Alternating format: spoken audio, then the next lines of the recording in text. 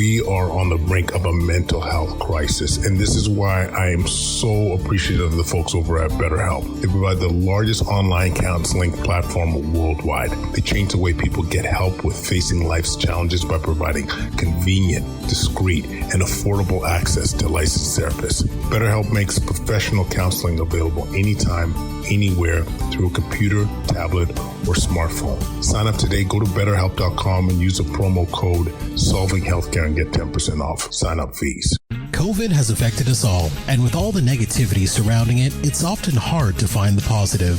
One of the blessings it has given us is the opportunity to build an avenue for creating change, starting right here in our community. Discussing topics that affect us most, such as racism in healthcare, maintaining a positive mindset, creating change, the importance of advocacy, and the many lessons we have all learned from COVID.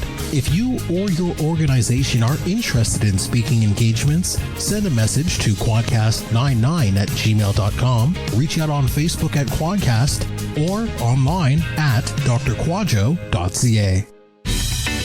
Welcome to Solving Healthcare. I'm Kwadwo Kyeremanteng.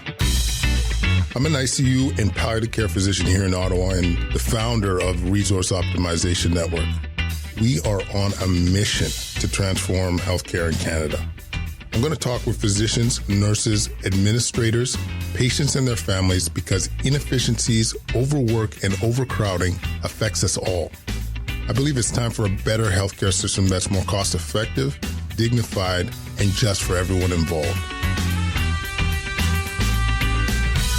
Walkcast Nation. Bam! Listen, we got a special one. I don't say this lightly, a very special episode. You're going to hear a lot of enthusiasm because this show was all about precision medicine, personalizing medicine. I met Dr. Tom McCoy. He's the medical director at Wild Health at the Metabolic Health Summit in Santa Barbara. This guy's a gangster, okay? Trained in family medicine, emergency medicine out in California. And you'll hear a story about why, he really valued improving people's metabolic health. And then what they're doing at Wild Health, they are personalizing they're personalizing their approach to improving people's health through blood work, through genetics, through life, assessing what people's lifestyle, like getting to know the patient. Remember that? Getting to know the patient, taking the time and transforming lives, people, transforming lives, AKA changing the boogie. So I am excited to have Tom on. Before jumping into it, I gotta give that love to Solve It Wellness, where we are trying to transform burnout within the healthcare system. This is where you get your online workouts, yoga sessions, community, nutrition tips, mindful meditation, all the tools we're hoping to reduce that level of burnout within healthcare providers. So check out solvingwellness.com. And as we see many times, just trying to change that boogie. All right, without further ado, we're going to jump on with Dr. Tom McCoy. Qualcast Nation, I am psyched. I'm jazzed up. Got my jazz hands out. I know this is audio, so you can't see my jazz hands busting out, but listen, we got Dr. Tom McCoy in the mix. And the reason I've been excited about this one, I had to hunt him down. Like I hunted him down on this one because this is what we're all about. This is the future of medicine, personalizing medicine. And he is, as you heard in the intro, medical director of Wild Health. And, really excited after meeting him in Santa Barbara, meeting with the CrossFit folks. But Tom, welcome to the show, my friend. Oh, man, it has been a long time coming. I'm so excited to be here with you and unpack some of the stuff that we started to scratch the surface of in Santa Barbara. So let's get after it. Let's get after it. So you and I share that same interest of getting folks healthier, collectively healthier. And you were achieving that through, the work you're doing at Wild Health. And so maybe just start from the beginning. Like what landed you into this space of trying to, be more on the preventative side than the acute care side? Oh man, we're gonna need more than an hour to get into that one, brother. I'll try and make it as short and sweet as possible, but feel free to cut me off at any point. As you know, medical training is not the best thing for your health in general, right? So, we work long nights. It's taxing on our physical and emotional health.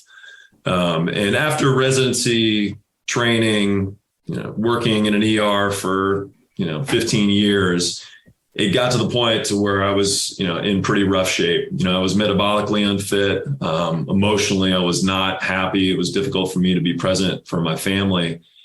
And I found that through, really taking ownership of my own health, through, a dedicated exercise regimen, really understanding the importance of sleep quantity and quality, right? How to optimize that despite being a shift worker, and the role that, nutrition plays in fueling both of those categories, right? And making you an overall, healthier person. I was able to really turn things around for myself.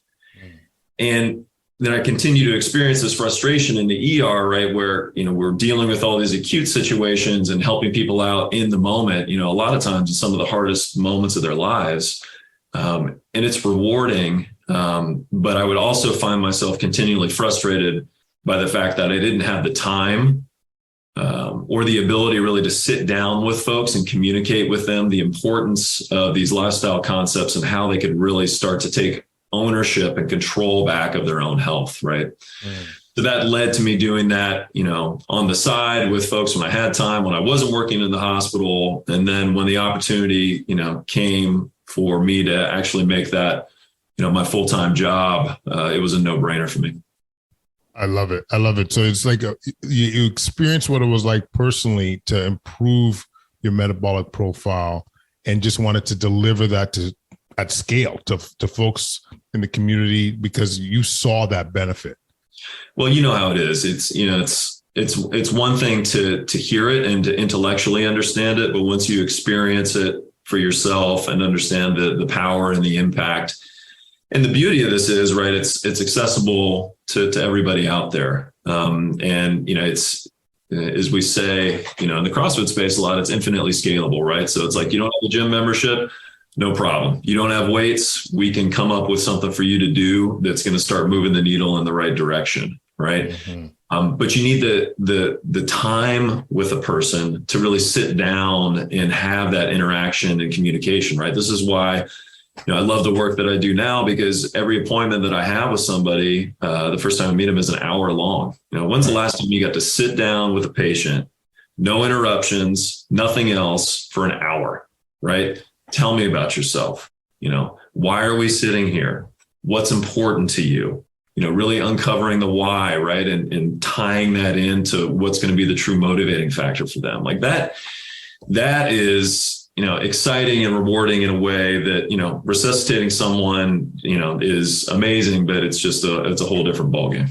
Yeah. I was getting almost, I don't know why, maybe it's my headspace these days, but getting chills a little bit, just thinking about how gratifying and how rewarding it must be for the clinician and the patient to actually know that you got an hour of somebody's time that actually cares about like you, the ins and outs of what makes you tick. And I just think we've just been in an era in the last 2.5 years where we've lost that element in our profession, and before even so because of just we had no time. And so, it's been that way for a long time, right? Is our billing structure, and unfortunately, how we get compensated in the mainstream model in a lot of ways is through either volume or procedures, right? Yeah. Which undermines our ability to actually spend time with folks. Which, when you look at an outcome standpoint, we have the data at Wild Health to back this up, is really the juice that we need, right? Yeah. More time that you can spend with someone and engage and develop a relationship and truly understand their whys, the more successful you're going to be, right? I mean, this happens a lot, in the ER and in traditional medicine. It's like, okay, here's your prescription and we'll see you in 2 weeks for an appointment. It's like, I worked, at a county hospital for, 15 years. A lot of my patients, they don't have a car, right? They work paycheck to paycheck. They don't have a way to come see me in 2 weeks. Like the amount of effort that it takes for them to come just to the clinic and see me for 15 minutes, like that's not something that's repeatable on a regular basis, right? But we don't even have the chance to get to that because we got 16 people waiting in the lobby to come in and see us, right? So it's a real challenge to be able to practice medicine in the traditional model these days in a way that's effective, compassionate, and impactful, and really takes everybody's personalized needs into account. Absolutely. And the key words are impactful and personalized, because, that's what we're in the game for, to make a difference, to make an impact. And this is why I'm, so excited about this. Because, I'm very late to the game, maybe along the same lines as you actually, but for me, it was COVID that kind of tipped the scales in looking at prevention. And, as you dive into this stuff and realizing how really it isn't cookie cutter if you want to improve somebody's well-being. Like it really isn't. Like that point of like, what is their why is right on the money. So how does Wild Health achieve that? You know what I'm saying? Like, how do you, what tools are you using to be able to say, hey, Mrs. X, this is going to be the best approach for you to achieve your goals? Yeah, that's a great question. So the process starts with a very kind of detailed intake in regards to your medical history, family history. So the traditional aspects that we think of as a detailed assessment, right? Each patient gets assigned not only a physician, but a health coach. So before they even see the doctor, they'll meet with a health coach to go over all of that intake information and spend even more time unpacking their health history and what they want to focus on, and what they're coming to the table, right? And then the physician and the health coach will actually spend time together even before we meet with the patient to go over all of that so that we really have an understanding of where this person is coming from. We will test a comprehensive blood work analysis, look at all of your hormone levels, vitamins and micronutrients, et cetera. And in addition to all of that, in many ways, what sets us apart is that we have a personalized genomic algorithm. So we'll do DNA testing. And then in all these other specific health domains, be it metabolic health or insulin resistance, circadian rhythm genetics, longevity, cancer risk, et cetera, we can look at single nucleotide polymorphisms, right? And so these are particular areas of your genome that will have an impact on particular health domains, right? And so then we can put all of that information together in a very comprehensive report, but it's really done elegantly in a way that you and the patient and the health coach, when you're in the appointment, you walk through this report together and look at it together in real time to really have insight and understanding into, oh, wow, this is where my blood work is. This is what my genetic predispositions are. And this is how it's being manifest in my life at this time, right? Which is a very complex picture of, your family history, your health history, your total allostatic stress load, which is your job, your, work-life stress, all of those things, right? That really impact how these predispositions are going to be expressed. And the thing about it is, like, if you just do the genetic information, it doesn't really tell you that much, because depending on your lifestyle and all of these other factors, that's really going to determine how these predispositions are being expressed phenotypically, right? So that's where the blood work becomes much more important, because it gives you a comprehensive picture. Then out of that, we design a plan, we enact the plan, and then we have measurable, objective tests that we can follow as time goes on to see if we're making progress, right? Through the blood work and other studies and more advanced testing if we need to. And it's that personalization, the precision nature of what we do that really, I think, helps us get buy-in from the patient and the team approach, right? That you have a health coach you can check in with anytime. You can text them to ask questions. If they're medically based, they loop in the doc and we're right there to answer that. They can schedule appointments with us anytime, right? So you've now got you got a team, right, who's got your back. And that's what we all need. We don't need, 10 minutes, every 6 months or a year with somebody who's worried about, seeing the next patient in the lobby. You need a crew who's there for you when you need them, who understands you inside and out. It can really help you, make this plan actionable and get you to your health goals. Amazing. And like, Tom, what are like maybe some non-intuitive or examples of some of the genetic testing that might pop out? Like, can you tell like about what's optimal sleep time? How sensitive they'll be to carbs, or is it that specific? Like, I'm just curious to hear some examples, because when I think of genetic testing, I'm like, you have predisposition to get hypertension or prostate cancer or whatever. But so I'm curious to hear what are kind of the examples that you guys could pop out. Yeah, no, it's a great question and a very important point. Okay, because I'll talk with my patients a lot about this, and that a lot of people are frightened at first about the thought of checking their genetics and what that means and how they're going to deal with that, right? And I think it's important for everybody to understand that that it's not fatalistic, right? That you have a lot of control over lifestyle, nutrition strategy, how you sleep, et cetera, to impact these predispositions, right? So just because you have a genetic predisposition does not mean phenotypically or in your real life, that's what's going to be expressed, right? So the only reason why it makes sense to look at this, right, is because we actually have control over these outcomes. Mm-hmm. So yes, we can look at your predispositions from a nutritional standpoint. We can start with that, right? So we can look at your predispositions based on groupings of these single nucleotide polymorphisms. If you have a genetic predilection to do better or worse on a higher carb or a lower carb diet. Now, I love this shit. I love this shit. Now that's individualized, right? And it doesn't mean too much of anything without having the blood work on top of it, right? Because if you're a professional athlete and you need, 7,000 calories a day, or like 10,000 if you're Michael Phelps doing his thing, insulin resistance most likely is not going to be an issue despite you consuming that significant amount of food, right? Mm. Again, lifestyle really dictates what's happening here. Where conversely, somebody else can be eating 1,600 calories a day, but it's a highly processed, highly calorically dense, highly refined with sugar added diet. They could be, a metabolic nightmare.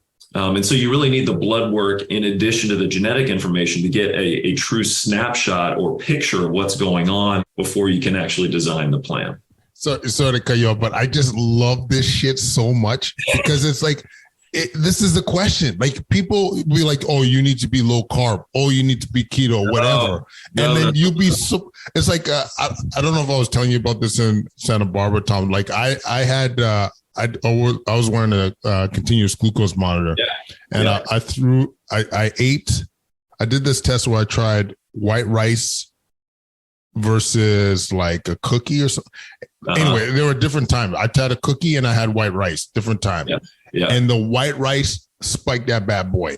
Oh yeah. Whereas the cookie didn't do as much. Like, just thinking about what you like, we're eating so much and we're not even thinking or having that feedback of potentially what would be more responsive and what have you. And so like, I don't know, man, like to think to yourself that you could do some of this test and tell yourself like, you know what, you probably are more carbs would benefit you a little bit more than maybe other people. Absolutely. Like, that's got to be so, I don't know what the word is, just like it's gratifying, satisfying to know that information. I don't know. I'm jonesing now. The gratifying and satisfying part is actually seeing the results, right? And the issue is, and this is a pet peeve of mine, right? That nutrition strategies and people's perspective and viewpoints on this really take on a religious fervor for a lot of things, right? Because it becomes part of your identity. And when somebody threatens your identity with, I'm a vegetarian and someone's saying that carnivore is the best way to go, or this, that, and the other, you feel, personally threatened, right? Because it's questioning your lifestyle approach. The beauty with this is that it strips away all of that dogma, right? And I will have patients where, 1 hour we are like, okay, yes, keto makes a lot of sense here. Like your lipid profile looks great. Genetically, you got a predisposition. You're going to do quite well on fat and saturated fat. You've got, some degree of insulin resistance here and metabolic syndrome, that this would be a potentially a good treatment solution for us for, the near medium term, right? And then we reassess. Where conversely, the next hour I'm having a discussion about how, a pescatarian approach is really going to be the best bet here. And we really need to focus on, plant-based, fiber-rich, nutrient-dense vegetables. And if we are eating meat, it's high protein and it's lean. And that's in the context of the lipid profile. Even if they have a genetic predisposition to do well on a higher fat approach, that doesn't matter if your lipids are through the roof. Right. So having this full picture really allows you to give folks information that's personalized to them. And then it just doesn't become this cookie cutter, rubber stamp process of, this is how I do nutrition. Here's your, 3 shakes a day, that are full of inflammatory seed oils and blah, blah, blah. And, good luck. Right. When potentially it could be making the problem a lot worse. Oh, man. Yeah, like I said, I'm really excited about this topic. So we talked about, you've been able to kind of individualize on the nutrition side.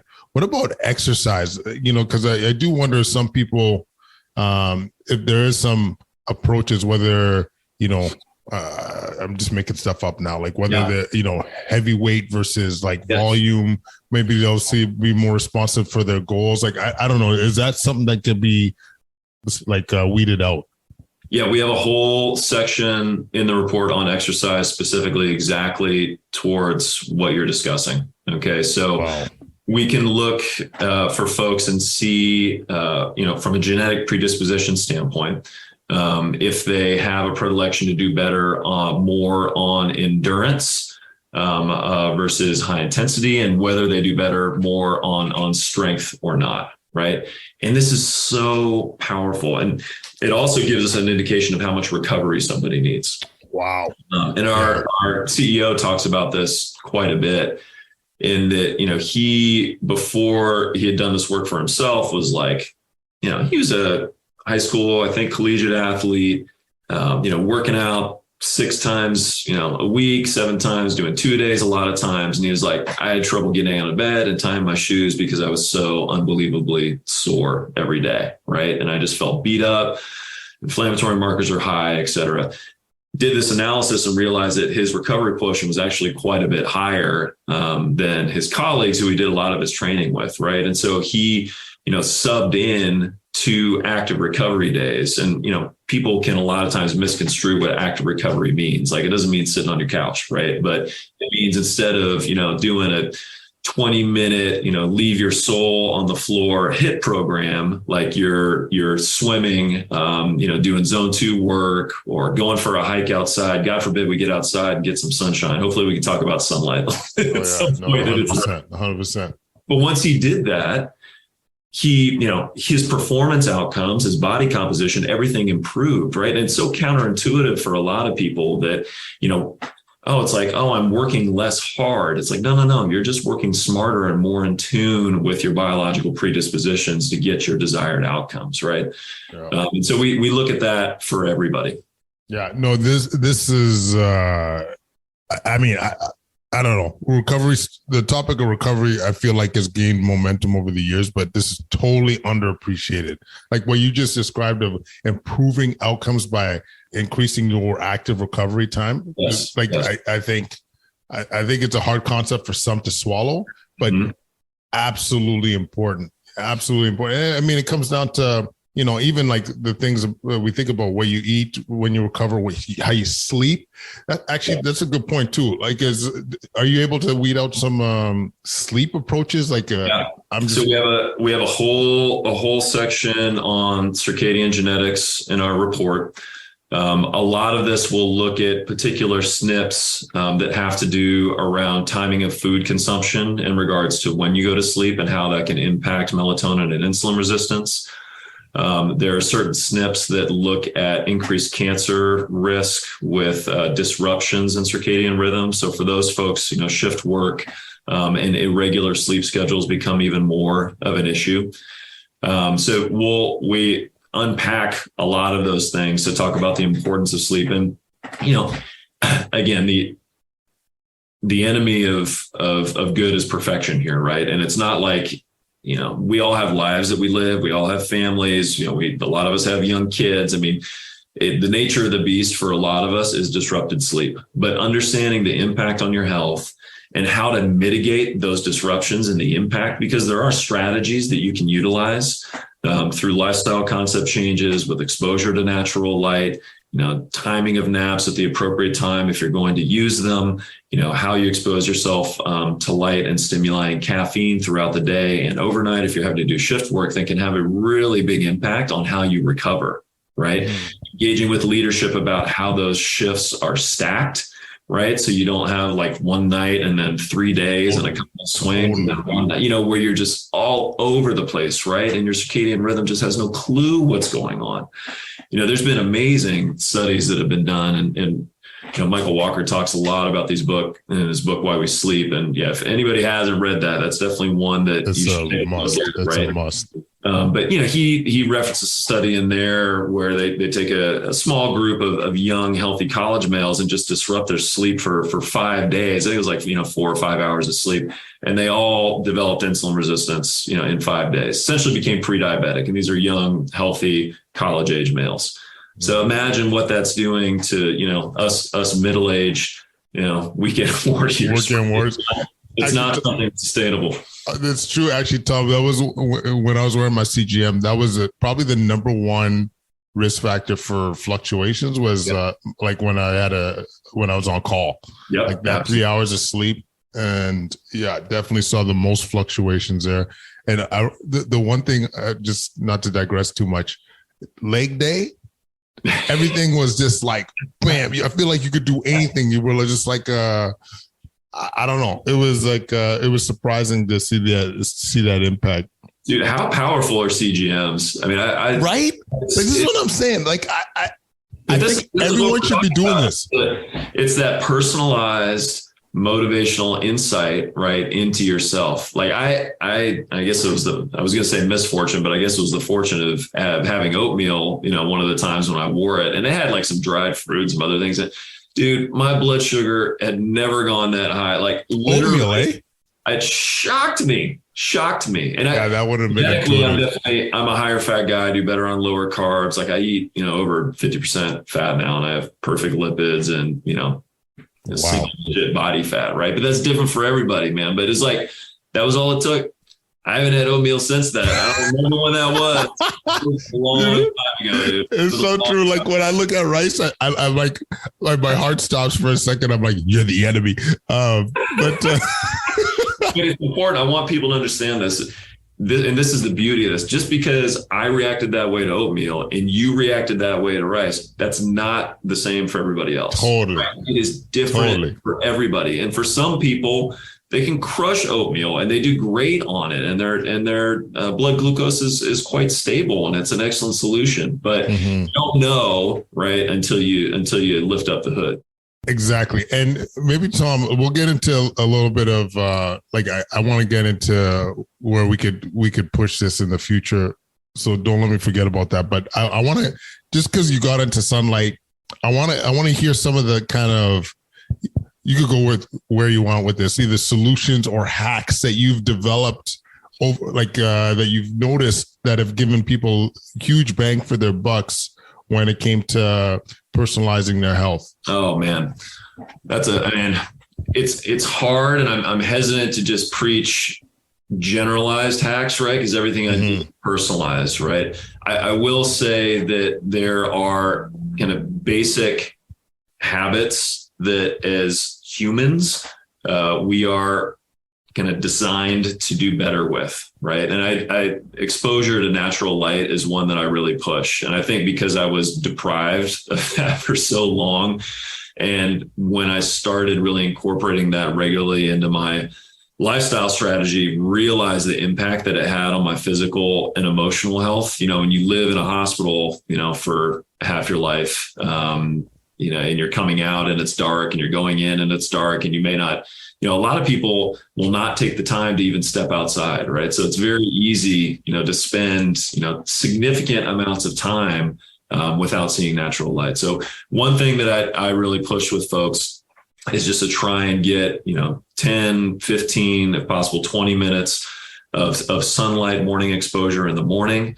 And if you can do that in the evening as well. And it has impacts across the board. If you want to talk about, muscle strength, if you want to talk about hormone optimization and testosterone, if you want to talk about, pain optimization and pain relief and treatment of chronic pain, if you want to talk, optimization of your circadian rhythm and sleep, it touches all of those things. And it's really simple and pretty passive. Like all you gotta do, instead of sitting on the couch first thing or grabbing your phone, just scoot yourself outside, take a chair. And that sun is just coming up in the morning. Just spend 10 minutes out there. Don't look at your phone. Just be with yourself. And you are, talk about stacking. You are piling, one thing on top of another that is going to set you up to be successful for the next 24 hours when you do that. I love it. And the thing I really appreciate is it's simple. Some people, I don't want to downplay it. Some people are addicted to phones. It's easy to, people are busy, but like getting outside as a family, individually, just make it a priority, and you're stacking your life. You're going to get one of the biggest bangs for your buck. We talk about this a lot, right? Is that, it's these little changes over time that yield big results, and relatively quickly. It's like you make a couple of these small changes in your routine, and in 6 months or a year, you can feel and look and be a pretty different person. It's really amazing. Yeah, no,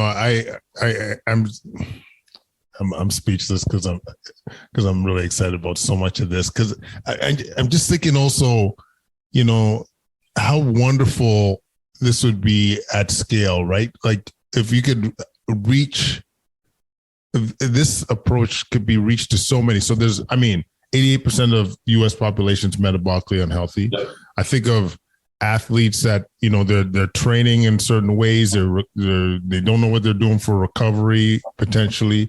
Like almost in my mind, just hearing this shit is that everyone could benefit from having a personalized approach. Everyone. I think about my wife and I, when we were, I've been intermittent fasting for years now, and her response to that was not the same. Right. She was, she like, and how much time that would have saved to have that kind of personalized approach to say, like, I'm trying this for 4 months and I don't feel like I'm getting the results I want to see. That's just, if we could scale this would be monstrous. And it sounded like we had to talk about this, Tom, before. Like Wild Health has, enhanced this technology so that it's not taking hours and hours to be able to make assessments. It's much more timely. This is the vision of the founders, right? Was to build a system where anyone and everyone could do it, right? From a cost standpoint, from a time input standpoint. And that's really where we are now, right? Is, we had the ability to scale and take on patients en masse, with the idea that, everybody should have access and nobody is locked out, from a price standpoint and from, an interaction standpoint. We work remotely. We can see it, all 50 states, anywhere in the country. We're here for everybody, and that's the whole point, right? Beautiful. And I can only imagine the stories and the lives that have been impacted. You know what I mean? Like I think of just, in what I've seen personally, when you've improved somebody's overall well-being, the metabolic health, how it's affected their confidence, their mental health, their view of the world. But in your experience, is there any stories that come to mind in terms of, how you guys have impacted lives? Yeah. Oh man. So many. I'll call him John, as a patient who came to us not too long ago, probably 5 or 6 months ago. And he is a patient of mine at Wild Health. And then he also works with my business partner and affiliate owner, Jen Pishko at To Be Human, which is a lifestyle concept health optimization company that we run here in our community. He has just had a complete transformation in the short period of time that he's been with us. When we first met, and I'm sure you've had this experience sometimes with patients, I was like, oh man, this is going to be this is going to be a rough one. He was significantly overweight. He had pretty significant metabolic health derangement, but most concerningly, debilitating anxiety and depression that really made it hard for him. Even initially, he couldn't come in to work out when other people were around that much because it was so intimidating for him, right? And to see him transform into the person now where he went from training once a week, he's like, no, I want to go. He's now up to 3 times a week. And he started to break that cycle. Once you get over that initial inertia, right, and you start to reap the benefits of a nutrition strategy that's geared towards you, having that personalized insight, and more so than anything for him, once he started moving his body and he started to get the hormonal and the neurotransmitter benefit that comes from regular exercise, in particular lifting weight, right? Because that's what we do with a lot of our folks, especially if we're trying to improve metabolic health. You want to increase that glucose sink, develop that muscle mass and mitigate, that lean body mass loss when you're in a caloric deficit, right, for him. So once he started feeling that, he's unstoppable. And we got a message from him. My partner was talking to him and he made a comment that, much more gratifying than, losing 15 pounds so far, having to buy new clothes, et cetera, is the fact that I don't really care what other people think about me anymore. I care more about what I think about myself than what other people may be thinking or saying about me. And honestly, it chokes me up to hear that, right? Because it's like being able to have and play a very small part in somebody's life like that, to really let them come back into the environment and be the best version of themselves. That's why we got into this, right? Oh man, I'm again verklempt hearing that too. Just having that freedom.